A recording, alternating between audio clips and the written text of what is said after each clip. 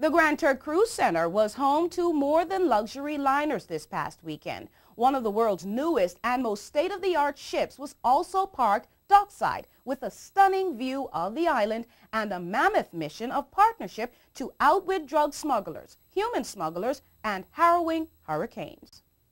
It was the first time the 16-ton Larg's Bay visited the Caribbean. It is currently deployed to this region in an effort to offer support to UK overseas territories in the more obvious areas like counter-narcotics, illegal immigration, and hurricane relief.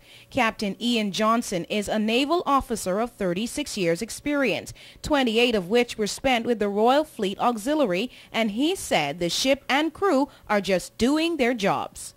For the next 2 or 3 days, and perhaps longer, we're operating in the waters around the Turks and Caicos Islands, and I've got to say, very pretty they are as well. My first view of them, but they're fantastic, very clear, and we'll provide that support and deterrence that we can, and anything else we can do to help for that period.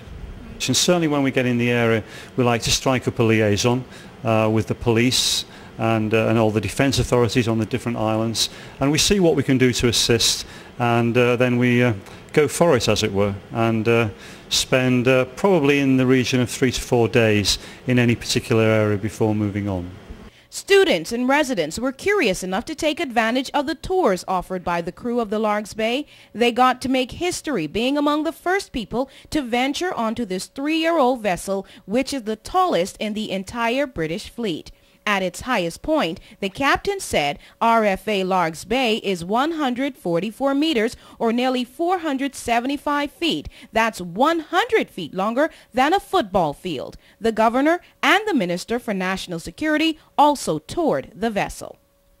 Well, it's a magnificent ship, isn't it? I think we can see for ourselves this is a really substantial and a potent symbol of the British support for the overseas territories and for Turks and Caicos Islands. I want to express my thanks to the captain, his officers and crew for taking the time and the trouble to stop off here in Grand Turk on their busy schedule around the Caribbean.